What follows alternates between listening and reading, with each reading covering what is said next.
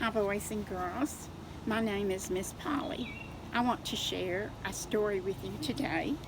It's called The Tale of Three Trees. It is a traditional folk tale retold by Angela Hunt.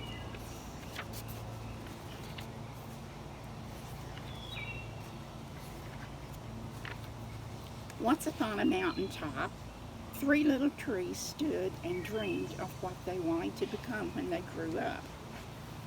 There are the three little trees. The first little tree looked up at the stars, twinkling like diamonds above him. I want to hold treasure, he said.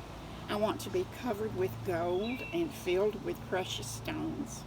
I will be the most beautiful treasure chest in the world. And there is the treasure chest that he dreamed of being. The second little tree looked out at the small stream trickling by on its way to the ocean. I want to be a strong sailing ship, he said. I want to travel mighty waters and carry powerful kings. I will be the strongest ship in the world. The third little tree looked down into the valley below, where busy men and busy women were working in a busy town. I don't want to leave this mountaintop at all, she said. I want to grow so tall that when people stop to look at me, they will raise their eyes to heaven and think of God. I will be the tallest tree in the world. So there is a picture of the trees. They're growing taller each day. Years passed. The rains came, the sun shone, and the little trees grew tall. One day, three woodcutters climbed the mountain. And there are the three woodcutters with axes in their hand. The first woodcutter looked at the first tree and said, "This tree is beautiful. It's perfect for me." With a swoop of his shining axe, the first tree fell. "Now I shall be made into a beautiful chest," thought the first tree. "I shall hold wonderful treasure." The second woodcutter looked at the second tree and said, "This tree is strong.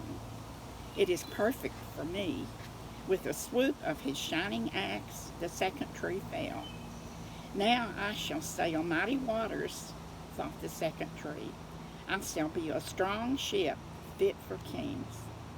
The third tree felt her heart sink when the last woodcutter looked her way. She stood straight and tall and pointed bravely to heaven. But the woodcutter never even looked up. "Any kind of tree will do for me," he muttered. With a swoop of his shining axe, the third tree fell.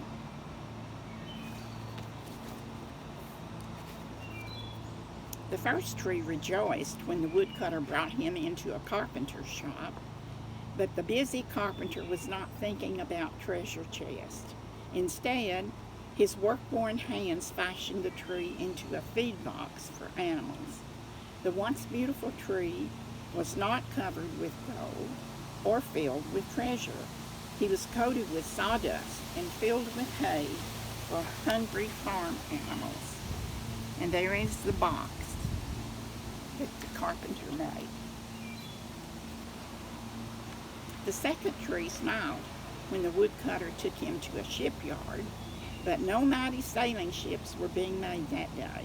Instead, the once strong tree was hammered and sawed into a simple fishing boat. Too small and too weak to sail an ocean or even a river, he was taken to a little lake. Every day he brought in loads of dead, smelly fish. So there is the fishing boat that he became. The third tree was confused when the woodcutter cut her into strong beams and left her in a lumber yard. What happened, the once tall tree wondered. All I ever wanted to do was stay on the mountaintop and point to God. Many, many days and nights passed. The three trees nearly forgot their dreams, but one night, golden starlight poured over the first tree as a young woman placed her newborn baby in the feed box. I wish I could make a cradle for him, her husband whispered. The mother squeezed his hand and smiled as the starlight shone on the smooth, sturdy wood. This manger is beautiful, she said. And suddenly the first tree knew he was holding the greatest treasure in the world.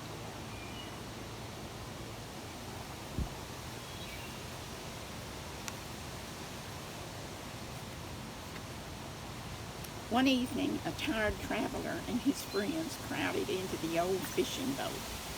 The traveler fell asleep as the second tree quietly sailed out into the lake. Soon a thundering, thrashing storm arose. The little tree shuddered. He knew he did not have the strength to carry so many passengers safely through the wind and rain. The tired man awakened.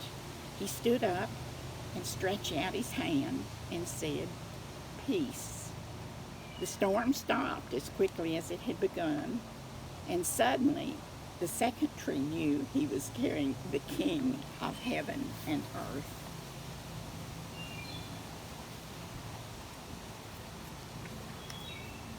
One Friday morning, the third tree was startled when her beams were yanked from the forgotten woodpile. She flinched as she was carried through an angry, jeering crowd. She shuddered when soldiers nailed a man's hands to her. She felt ugly and harsh and cruel.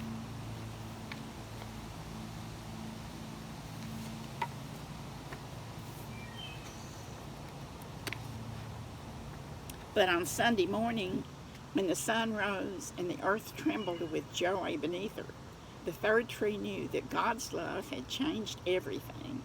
It had made the first tree beautiful. It had made the second tree strong. And every time people thought of the third tree, they would think of God.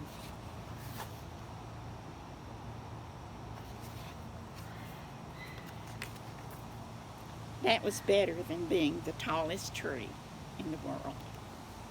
And that is the tale of three trees.